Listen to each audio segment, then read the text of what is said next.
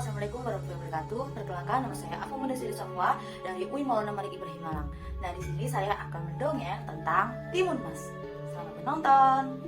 Di sebuah desa di Jawa Tengah, ada seorang wanita tua yang hidup seorang diri di rumah. Ia bernama Mbok Srini. Mbok Srini hidup seorang diri. Setiap harinya, Mbok Srini selalu berdoa kepada Tuhan untuk dikaruniai seorang anak. Lalu, pada suatu malam, ia bermimpi tentang sesuatu.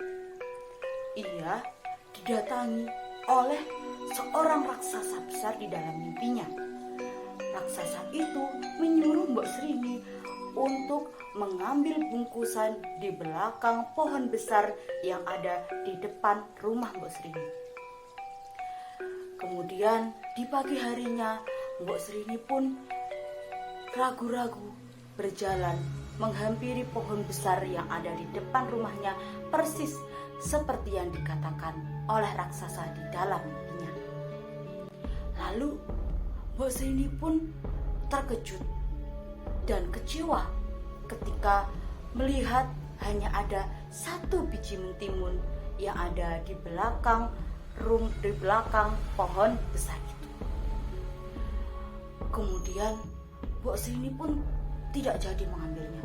Ia segera balik pulang ke rumahnya. Tapi di dalam perjalanannya ia dihadang oleh raksasa besar yang ada di dalam mimpinya.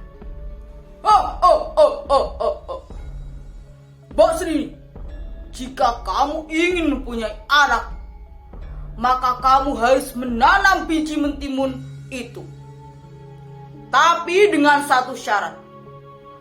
Jika nanti anak itu sudah tumbuh dewasa, ia akan aku ambil dan akan aku makan, kata raksasa itu. Mbok Srini pun terkejut dan takut. Apa maksudmu, raksasa? Apakah aku harus menyerahkan anak itu nanti kepadamu?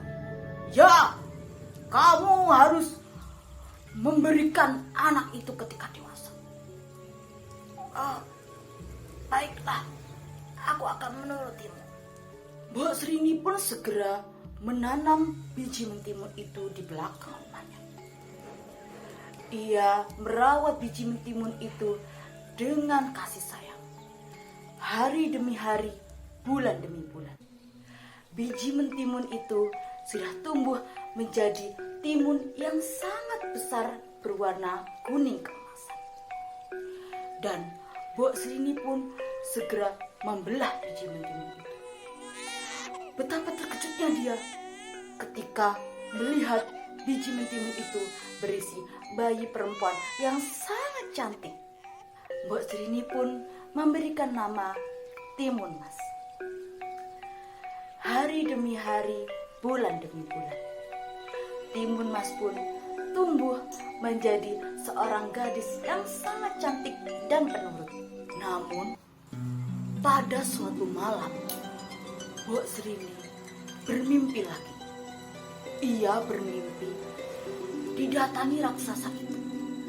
Raksasa itu memberi peringatan bahwa ia akan segera mengambil timun mas dari Mbok Srini. Pagi harinya, Mbok Srini pun sangat sedih. Ia tidak bisa jika timun mas diambil oleh raksasa itu.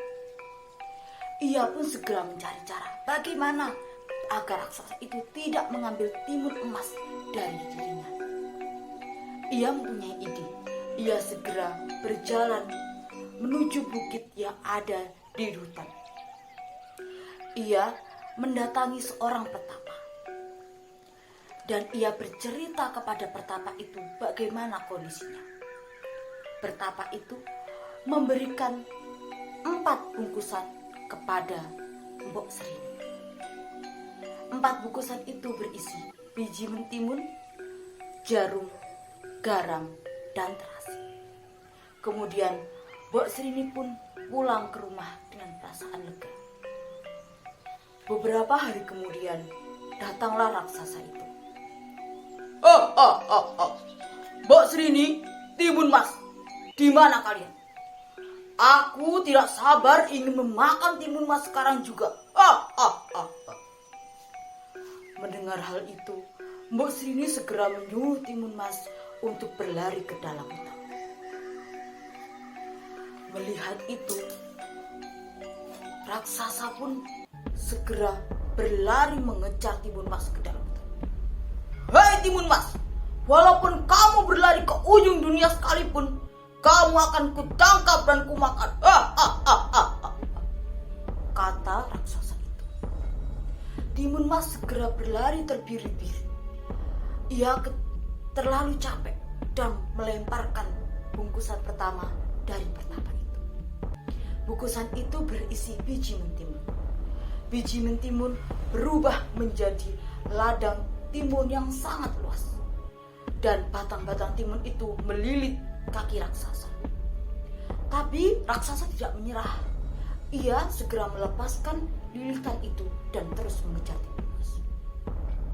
Timun Mas melempar bungkusan kedua yang berisi jarum. Jarum berubah menjadi ladang bambu yang sangat besar dan banyak. Kaki raksasa sangat sakit dan berdarah-darah. Tapi ia tidak menyerah dan terus berlari mengejar Timun Mas. Timun Mas melempar bungkusan ketiga yang berisi garam. Seketika garam itu berubah menjadi lautan yang luas dan dalam. Raksasa hampir tenggelam di dalam lautan itu. Tapi sekali lagi dia tidak akan menyerah. Kemudian Timun Mas melempar bungkusan yang terakhir yang berisi terasi. Seketika terasi itu berubah menjadi lumpur yang sangat besar dan mendidih.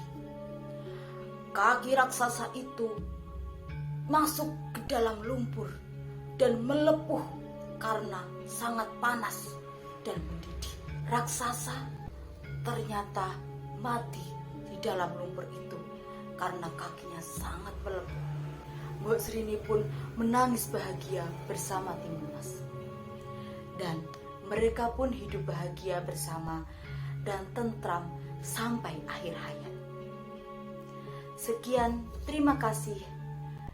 Wassalamualaikum warahmatullahi wabarakatuh.